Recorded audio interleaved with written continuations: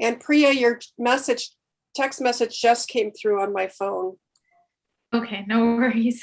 But I mean, that's why it's like I need a new phone so bad. Okay, it says we're streaming. All right. I will go ahead and call the Clean Energy Alliance Board of Directors special meeting to order. It's November 18th, 2021 at 1 p.m. And Madam Clerk, could you please call the roll? Certainly. Member Drucker? Here. Vice Chair Bob Patel? Here. And Chair Becker? Here. Thank you.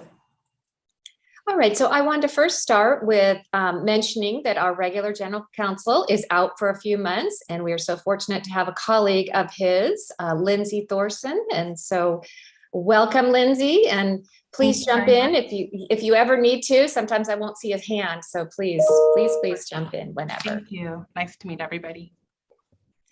All right, we will proceed with the flag salute, and I'll go ahead and lead us in the flag salute. Are we going to have the flag today? I am. Is it up? Nope. Not yet.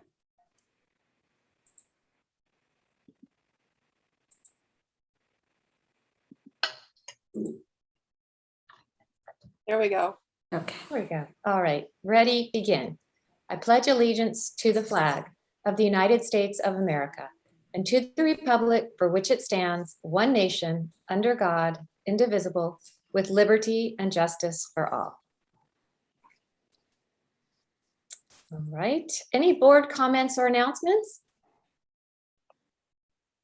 Seeing none, and we have no public comment today.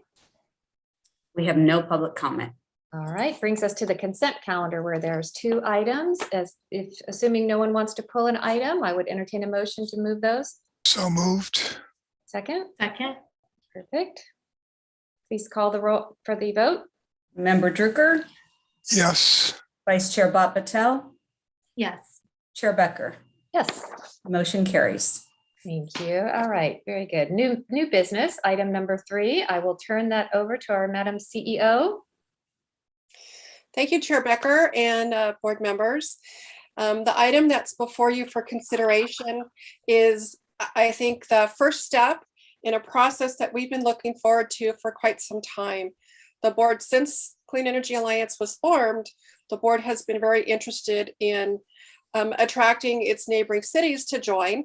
And in fact, each of these cities began their community choice energy evaluation and exploration with these cities together with them. And it's very exciting that we are now to the point where they're ready to join and their city councils have completed their analysis and determined that this is really the best direction for them to go. I do have with us John DeLussy from Pacific Energy Advisors, and he will assist with the presentation. So I'm going to go ahead and share my screen. And then I will do a portion of it, and John will step in and assist with the technical analysis portion. So just give me a thumbs up if it's moving. Yes, it is. Excellent. Okay, I tried to set myself up so I wouldn't have to start and restart, stop and start this time. So the item before you for consideration, before the board for consideration, is adoption of resolution 2021-014, authorizing City of Escondido to become a party to the Joint Powers Authority and a member of Clean Energy Alliance. In addition, it's recommending that the board direct staff to prepare an implementation plan amendment reflecting an Escondido CCA launch in 2023, and that we return to the board for approval no later than December 30th, 2021. And that's to ensure that we meet the CPUC deadline of filing that plan by January 1st or December 31st.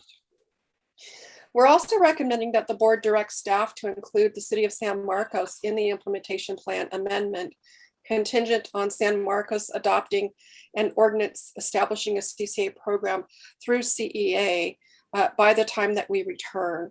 And I'll speak more about why we're asking you to include San Marcos in this recommendation. By way of background, The city of Escondido has been evaluating community choice energy options for several years. And as I mentioned, they actually began exploring it with the cities of Carlsbad and Del Mar and Solana Beach back in probably 2015, 2016, when the cities were starting to look into it. Through their extensive evaluation, they have determined that joining Clean Energy Alliance is the best option for Escondido in bringing community choice energy to their community. They have, on October 27th, they did they did adopt resolution, a resolution to join Clean Energy Alliance. And then they have also introduced their ordinance to establish the CCA program and had the first reading. And then also are in the process of appointing their board members. At their November 17th meeting last evening was the second reading, of their ordinance establishing their CCA. And that ordinance will be effective 30 days from November 17th. And that date is important because it then is the point in time when their board members can then join the CEA board. In anticipation of Escondido's actions, the CEA staff requested and received Escondido's electric usage in order to prepare a fiscal analysis and assessment report. San Marcos, in anticipation of their actions, also are concurrently taking actions, and we received their electric usage as well. And so we do have results for both Escondido and San Marcos to share with you. John Talesi from Pacific Energy Advisors, who are the technical team for Clean Energy Alliance, did prepare and analyze the electric usage and prepared the assessment report. And at this time, I'm going to turn it over to John for him to go through the results of their analysis and report. All right, thank you, Barbara. So I'll start with Escondido, and we reviewed all the Edison data, and we were asked to do an assessment of what One the moment. I'm sorry, I need to stop you. We are in practice session. I need to start the webinar. Oh.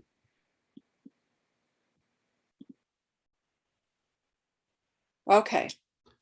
So now we're good to go. We didn't have any attendees, but now they can see, but we were streaming, so. Okay, so we can keep marching along.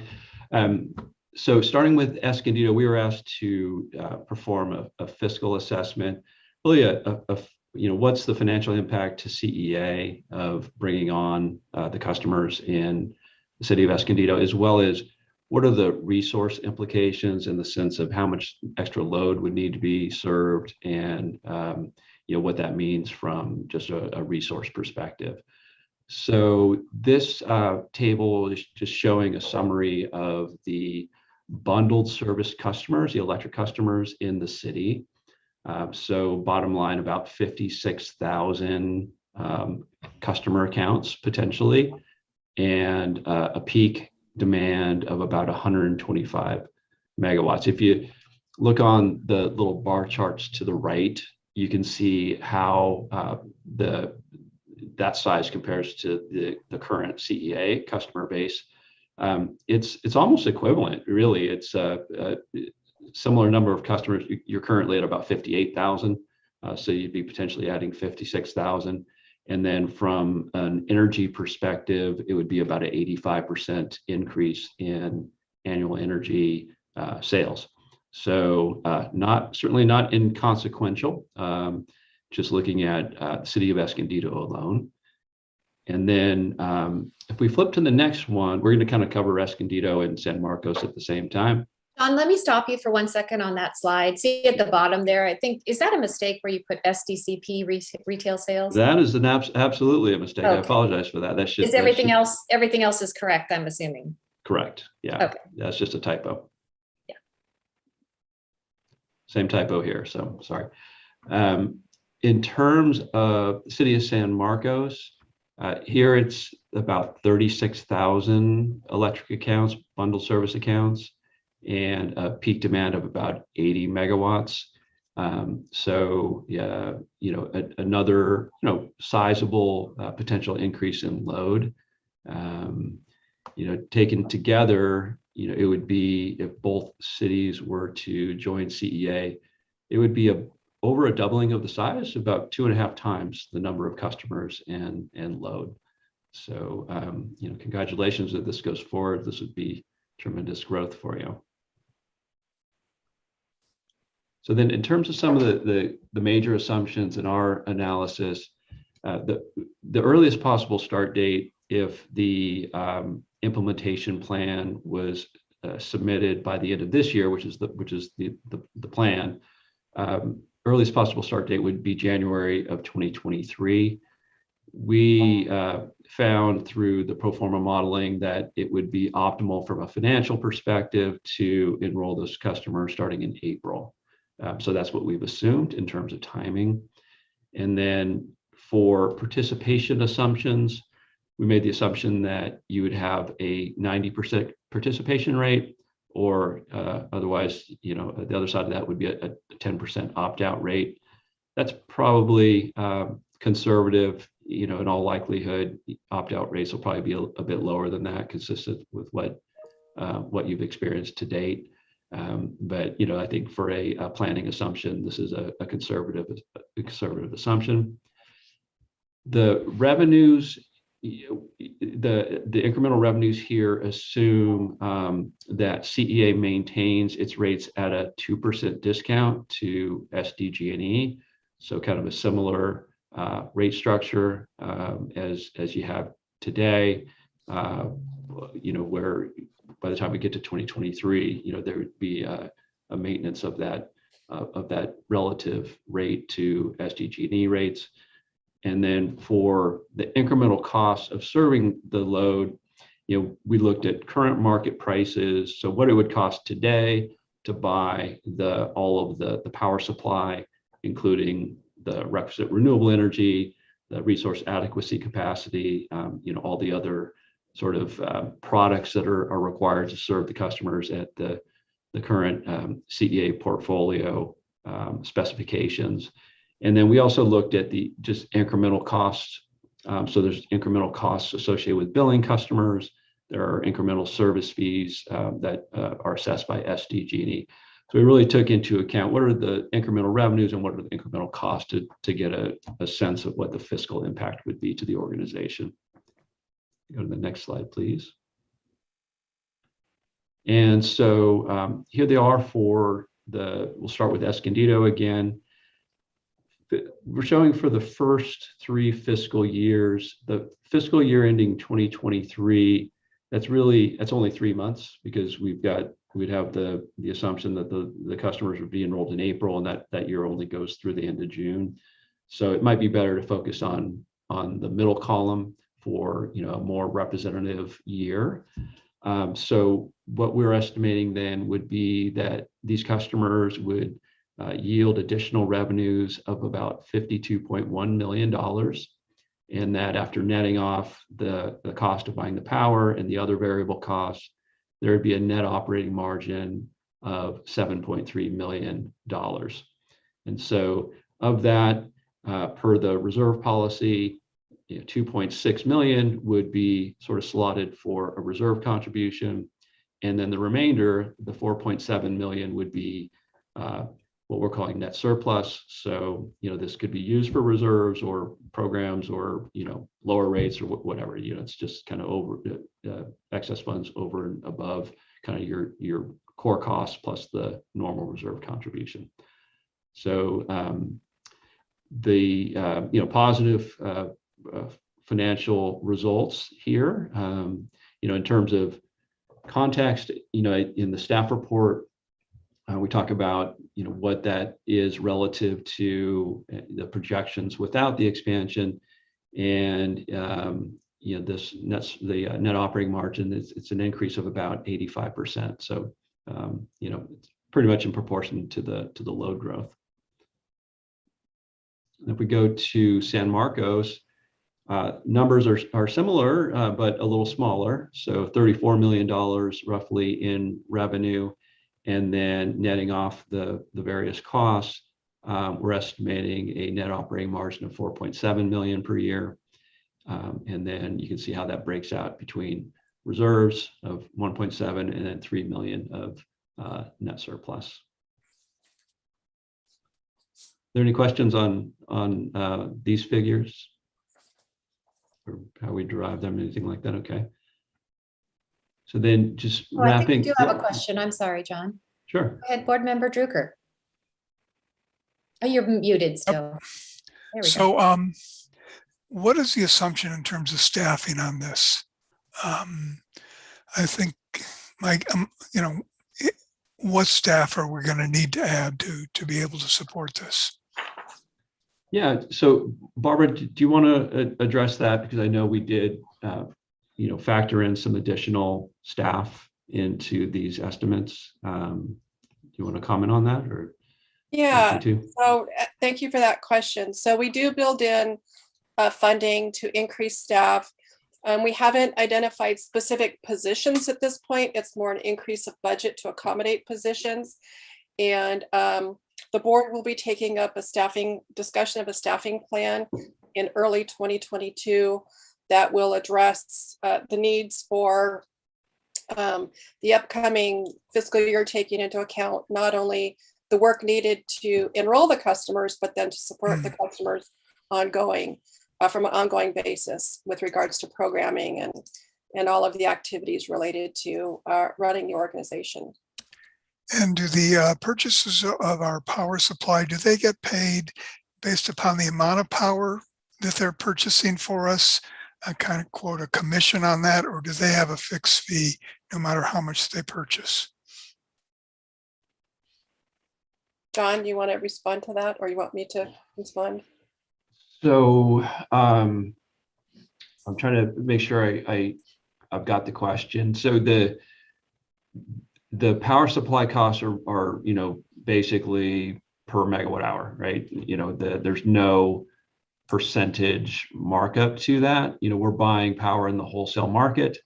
We're working with Barbara to do that, and there's no sort of volumetric fee associated with that. That's all just fixed costs. So the only thing that's really volumetric on the power supply is the cost of the power itself. It's purchased per megawatt hour. So if we have 100 megawatts, we're buying 100 megawatts or 10 megawatts of power, your fee is the same. That's correct. Okay. Yeah. So, well, when you say your fee, you're talking about the fee for Pacific Energy Advisors? Yeah, well, the fee for the people that are buying the power. Yeah, our contract with Pacific Energy Advisors is a flat fee, and it doesn't differentiate between whether we've added customers, added additional customers that we're serving or additional load. Okay. The work is the same. It's just the numbers change on the paper and the volumes change. Okay, great. Thank you. Okay, so the conclusions of our work is that overall, we see a positive fiscal impact from expansion to both cities under base case assumptions. Again, that's where you could buy that power today, for future delivery. The wholesale markets are volatile. I think we all appreciate that. So actual outcomes, may vary depending on what the price of the power is at the time that CEA purchases it. The one thing that we do want to just be mindful of is, this is a significant increase in the size of the program, and consequently a meaningful increase in the need for resources, and particularly for certain products like resource adequacy and long-term renewable energy, it will be important and I would say critical that CEA closely coordinate with SDG&E because this load would be obviously leaving SDG&E and joining CEA. So whatever sort of surplus is left with SDG&E, it'll be important that CEA have access to that in order to meet its obligations. So, I think starting talks, early and often with SDG&E in preparation for this expansion would be strongly advised. And then this last note is really kind of wrapped into what I just said. There's, the renewable portfolio standards are assessed on multi-year compliance periods. So if you have to meet the RPS, let's say it's 40% of your power has to be from renewable resources as an example. That's measured in the current compliance period. It goes from 2021 through 2024. And a certain portion of that power has to be long-term contracts, 10-year duration or longer. So since this load would be coming in sort of at the tail end of that compliance period, it's a little tricky to make sure you've got the long-term contracts that kind of step up with that load increase, just because of the timing as it relates to that compliance period. So that sort of is related to the previous bullet, is that be very likely that SDG&E would have some excess long-term renewable supply, and it would be important to talk to them about potentially taking that on from them to help out with the compliance obligation. And if I can just elaborate a bit on that, we have, you might recall, the board recently approved a long-term renewable energy contract between CEA and SDG&E. I think it was at your September board meeting. And through those negotiations and through our, working collaboratively with each other on that procurement, while we're still fine-tuning the terms of that agreement, we did try to make it so that it would be an agreement or a master agreement that then could be sized and expanded without having to start from ground zero. And for that negotiation, for that procurement, they actually had come to us with their surplus supply and initiated those bilateral negotiations. And so I'm confident that we'll be able to work with them, and we'll start those discussions now. We won't wait until 2023 to start those. We actually will begin those now, because they have taken quite some time. So we'll allow ourselves plenty of time to get through that process and ensure we have the compliance and the products we need for compliance.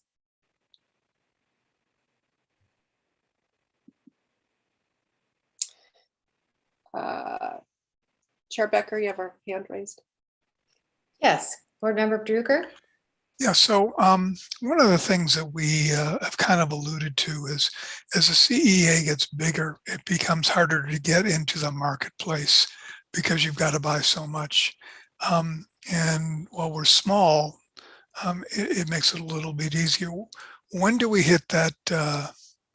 When do we hit the tipping point? Is there a tipping point where it just becomes more and more difficult to find the contracts? Yeah, I'll take a shot at answering that one. I think where the most difficulty is now is in the resource adequacy market. California as a region, we don't have enough capacity, generally speaking, to have to meet sort of the reserve margins that that are targeted. The typical industry, the industry wants a 15% reserve margin or greater. In the month of September, we're pretty tight and a bit deficient. So a lot of that is, we've had retirements of some generators. We've had a lot of new generation that's come online, has been solar, which is great, but it doesn't really provide the power during the evening, when the sun goes down, and that's kind of now become the most critical time. So there's a lot of new generation that is coming in, and a lot of storage capacity that's coming in, and the CPUC has ordered thousands of megawatts of new generation to be built. So we think that over the next few years, the situation should loosen up a bit. So, I think right now, it's why I made the point that it'll be important to work with SDG&E to transfer those resources, because if SDG&E holds on to that for any reason, it'd be very difficult to find that capacity. I don't think size is a negative in any way, sort of long term. There are advantages to being a bigger player. It opens up different types of generation projects that you can do, and ultimately, I think it adds to your financial strength. You eventually go through the process of being go through the credit rating process and have a investment grade rating. That's all positive. So I think in the short run, there can be some challenges with the growth, but I think long term, it's beneficial to be larger. I don't think you do hit a tipping point where it becomes a negative. It's just really, sort of the pace of that growth can be a challenge in this type market that we're seeing right now. Yeah, and if I might jump in and speak to that from a regulatory perspective, the PUC has been very active in proceedings that directs load serving entities to go out and procure new resources. And those resources are required to be online. Ty might need to help with this. I want to say in 2023 and 2024. So the state is taking steps to address the shortage that we're feeling in terms of the capacity or generating, abilities to meet the demands. So over the next several years, with those new resources, I think the challenge we're seeing in the tight resource adequacy market should be addressed. With Ty and John, would you say that's fairly accurate representation? Yeah, Barbara, it's absolutely right. The Public Utilities Commission is they've taken a number of steps to address the resource adequacy shortage. And one of them you mentioned is to order a substantial amount of system RA to come online, 21, 22, 23. And in addition to that, they're overhauling the RA framework. And so there are steps being taken. I defer to John as well to comment on this issue as he's very well versed on the procurement side of things. Yeah, I agree. I think we anticipate that things will open up a bit when we get into 24, 25 and beyond in terms of the supply demand balance, and you see that in the forward prices. Just buying power, if you buy it for 2022 delivery, so for next year, it's a much higher price than for 23, 24, 25. So there is an expectation that there'll be more supply, and that'll be helpful from a resource adequacy perspective and just finding that capacity that's needed, as well as just energy pricing generally. So it's a little bit of a tight period, but I think it's another year or maybe two before things really loosen up a bit. Another question for you, Barbara. Is there any impact on our line of credit for adding Escondido and San Marcos? That's a very good question. And I think the short answer is maybe potentially a small need. What's driving potentially a larger need is the run up in prices that we've been experiencing over the last several months, driven by the spike in natural gas prices. So we'll be back to the board. I'll be talking to the board over the next month to talk about our updated pro forma information, SDG&E rate information for 2022, and then talk about our cash flow and cash needs going into 2022. Great, thank you. You're welcome. So if there's no other questions for John, I'll jump into the next steps with relation to adding the cities. I'm sorry, Chair Becker. No, that's perfect. We already Okay. covered San Marcos. Yeah. Okay, great. So at their November 23rd meeting, San Marcos is scheduled to have their second reading and adopt their ordinance establishing the CCA program, and their ordinance would become effective 30 days after their adoption.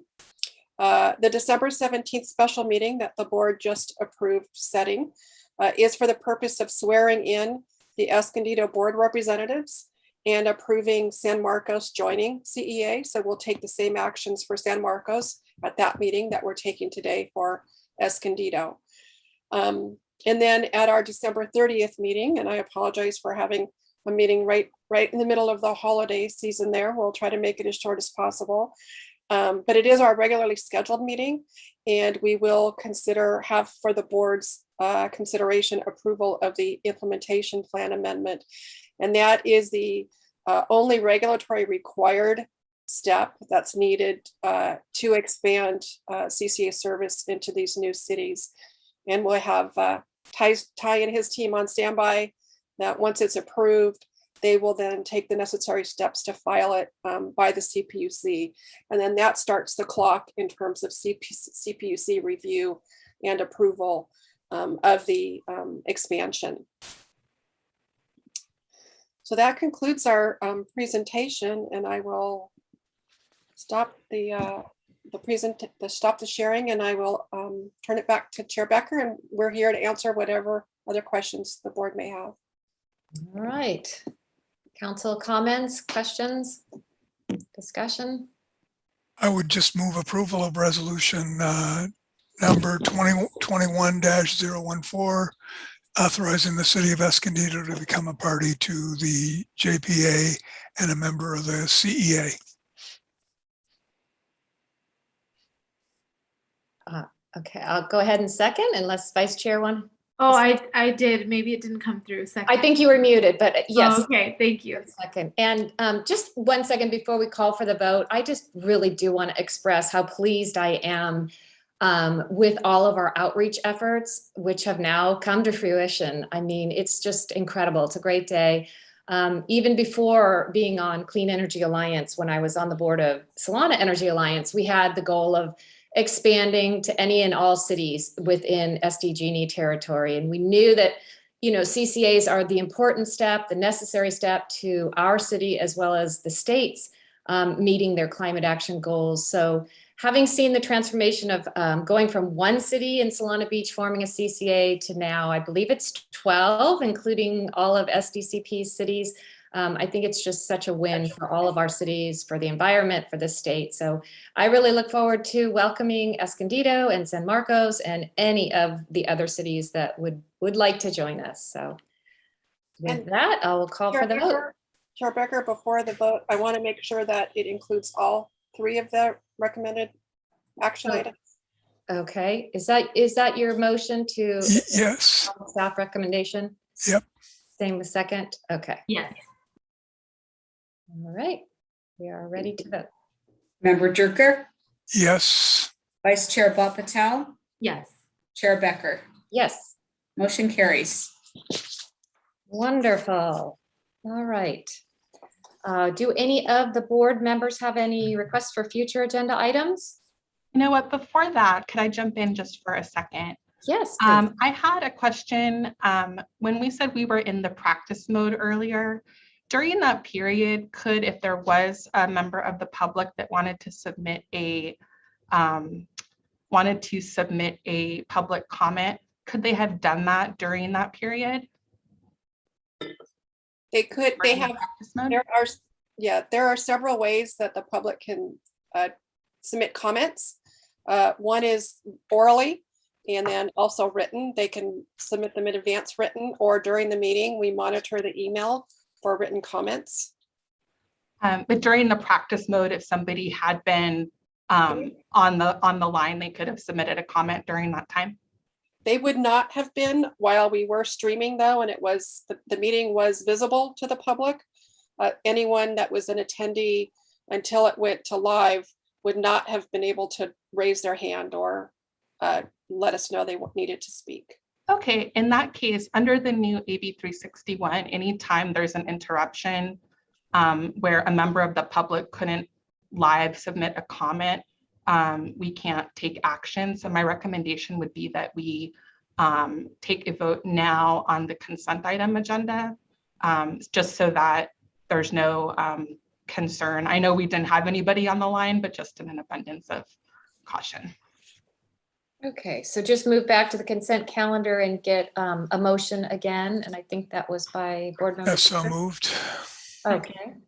And second by Vice Chair Bhat Patel. All right, let's go ahead and vote again.